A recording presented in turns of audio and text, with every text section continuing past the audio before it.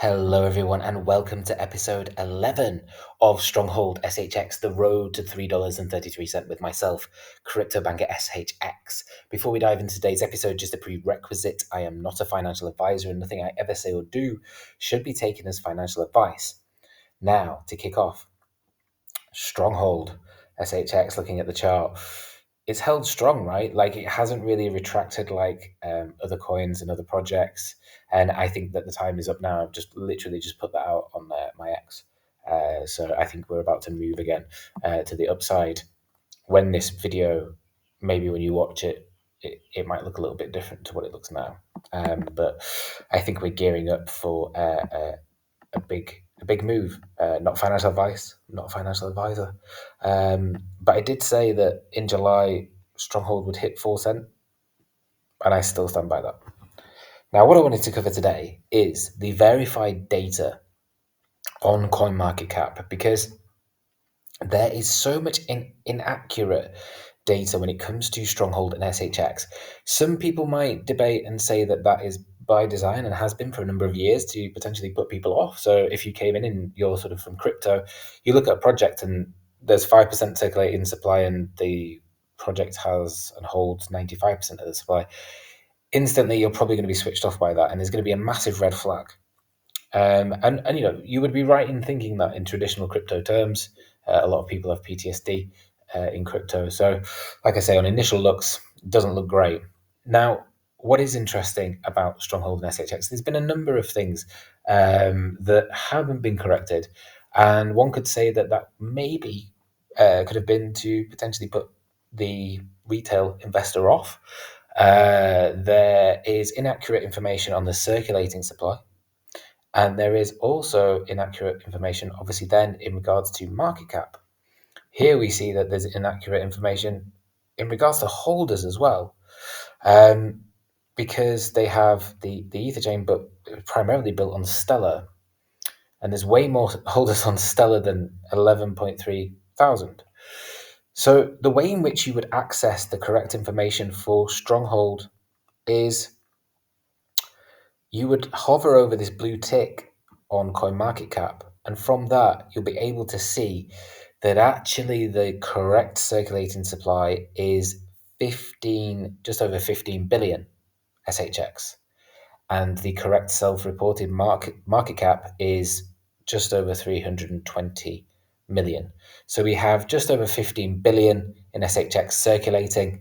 We have a max supply of 100 billion, but that is continually decreasing due to the burning mechanism that was voted in on the governance vote, the first one that we ever did for SHX. And that means that 70% of the merchant cash advance fee is burnt, and that's paid in SHX, so that's burnt SHX. So SHX is being continually burned. That's fantastic because it means that it's deflationary, and that will continue. So that max supply number of 100 billion will always be decreasing. We see here there's a total supply number here, the max supply. So that is effectively the burning mechanism taking effect and consistently burning SHX, which is fantastic. But like I say, you'll see certain people not know this, and they'll start to then use the market cap of and say, if SHX has the market cap of XLM or XRP, then it's going to be this price. What you probably need to do if you see those is third it and look at 33% of what they're saying, and that's probably accurate. To give you an example, probably the best example I could give you is if SHX reaches $3.33, that would mean that the market cap for SHX would be around $50 billion. And so, like I say, probably the best place and the easiest place to access this information is, unfortunately, CoinMarketCap. Not the best of sites, but they do have that verified data. Hover over the blue tick, and you'll be able to view that yourselves at your leisure. Now, this was back, and I wanted to cover this because this is on the low circulating supply. This was from February last year, and Mr. Man asked me in relation to SHX and the circulating supply. And my response was pretty much, what I've said.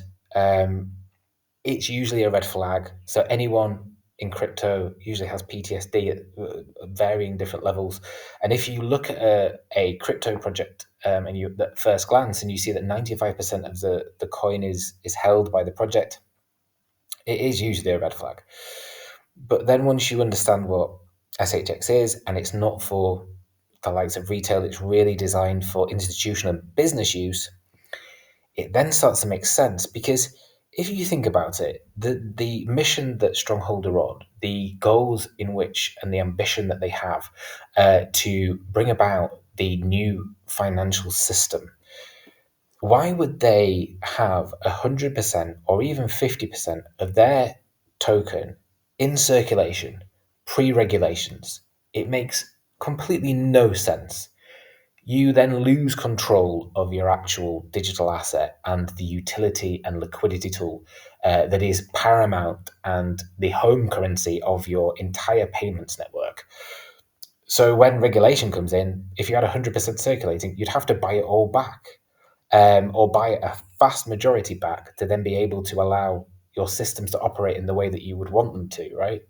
So it makes no sense for them to release any large portion of SHX into circulating supply pre regulations. It makes no sense whatsoever because they want to control this, and for good reason. Because SHX is primarily designed as a liquidity tool to send and receive value across modern payment networks. It's built on Stellar. Stellar have obviously been tokenizing assets with Franklin Templeton since 2019. Meta were using Stronghold, which I've documented many times on the channel in my previous videos, on their Libra project, allowing Facebook in 2019 to build and issue custom assets on Stellar before Libra got shut down stopped. Now, issuing custom assets on Stellar, you would probably do that via Stronghold Net because that has that capability, right? So really, they were helping them build customized payment networks via APIs. And if they were working with Meta back in 2019, for those of you who have been following me for quite some time, will know that when I first started the account, alongside the price prediction of $3.33, which was laughed at and classed as probably insane at the time, and probably still is, but that's fine. I also said that SHX will be included in the X payments because Stronghold have been building X payments, and X payments is built on Stellar. That's not financial advice, and I could be wrong, right? But saying that 2 years ago, have you seen what's happened now? This year, there's been rumors, people started talking about it. So I think some of the engineers let it slip in January that it was built on Stellar, and that got like buried. But it's yet to be seen, right?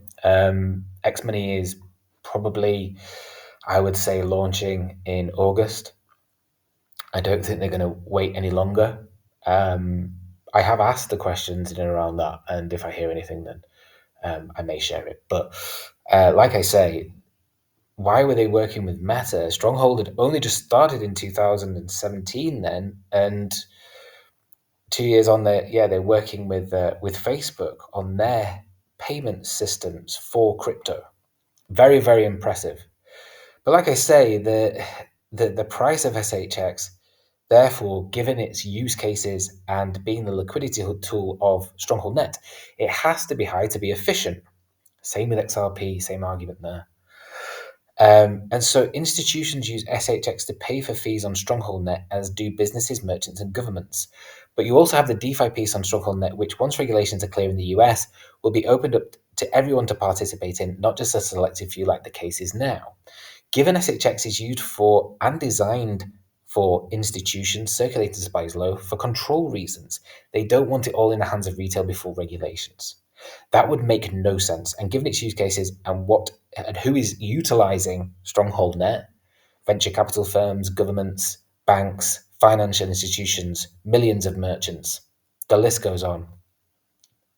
I nearly dropped a couple of names then, but I'm not going to. That would be a massive red flag to me if the max supply was already out there. So it's the opposite for me. If the max supply is already out there and they're saying, "Oh, we're working with governments and banks and everything," it's like, really? Or is that you just saying that and partnerships and you're trying to sell the maximum amount you can, right? Whereas this has been so constrained and controlled as to not let hardly anyone know about it, moving in stealth mode, and as I say, allowing inaccurate information, whether or not they allow it or not. Who am I to say? But it seems like there's been an effort to really put people off. And so Stronghold have a release schedule for the remaining SHX up until 2020, up until 2050. We also now have the 60 billion locked in escrow, right, up until 2030, and the auto relock as well for any unused supply. So that relocks for another, I think, 5 years. So that's in place now. I did say that was coming, but again, people didn't. If people want a FUD, they want a FUD. I know a well-known influencer who actually said, "I'm not interested in SHX." I've looked at, and they have. There's an account with all of the SHX owned by the project, and they could dump it anytime. They were looking at the Ether chain. Like, what?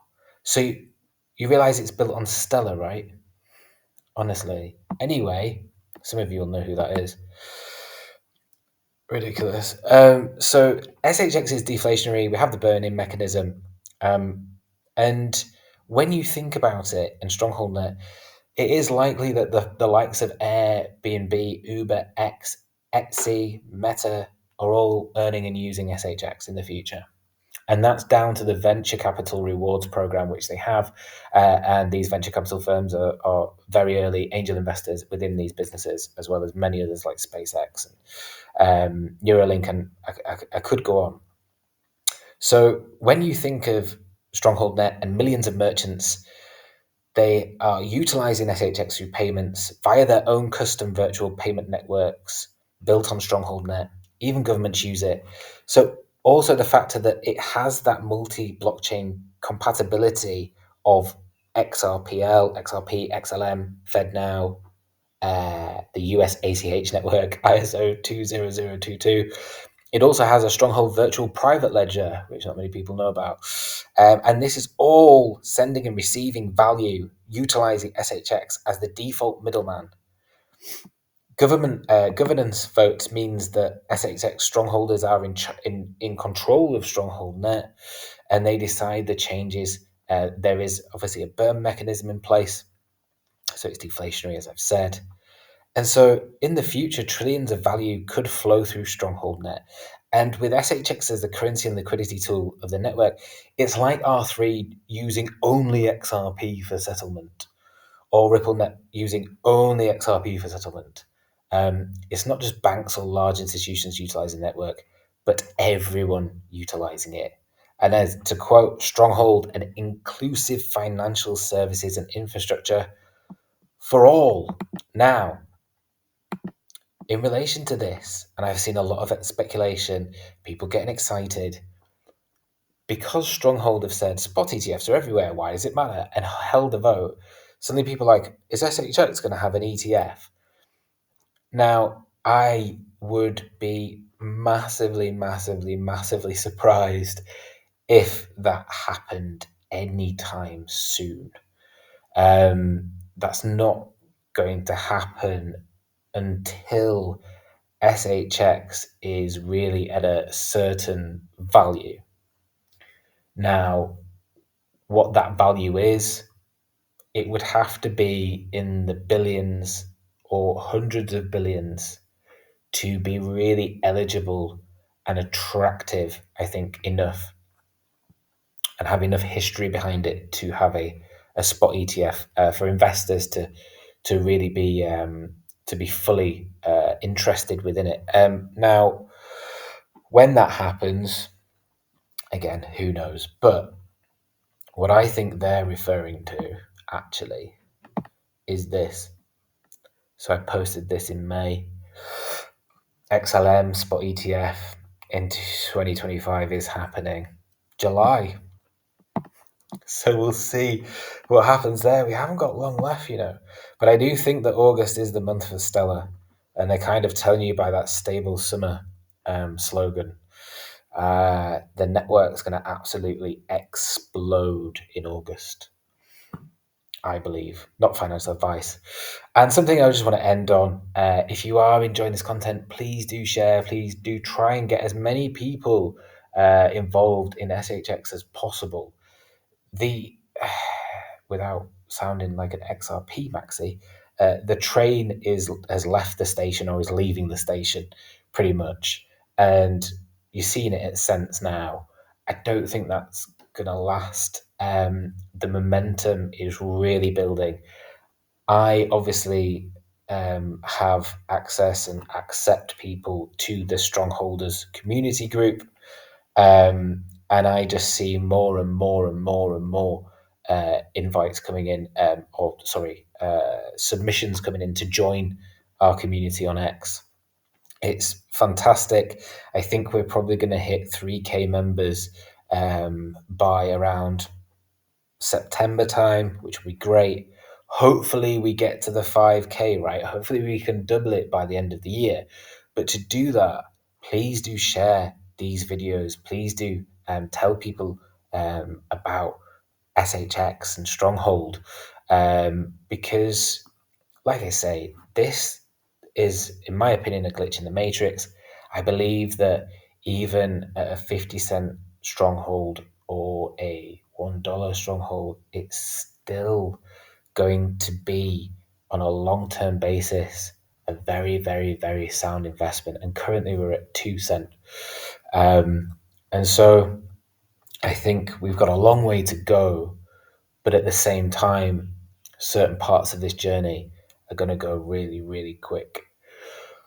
That's it for today's episode. I will see you tomorrow for episode 12. If the day is ahead of you, have a fantastic time. If the day isn't ahead of you and you're sort of in the evening time, night time, I hope you have an enjoyable evening and have a fantastic weekend. I'm back tomorrow for the next episode. Obviously, we don't do an episode on Sunday. It's God's day. So on a Sunday, you shouldn't be looking at crypto. You should be with your family or just doing things outside of this. But I will see you tomorrow on the next one.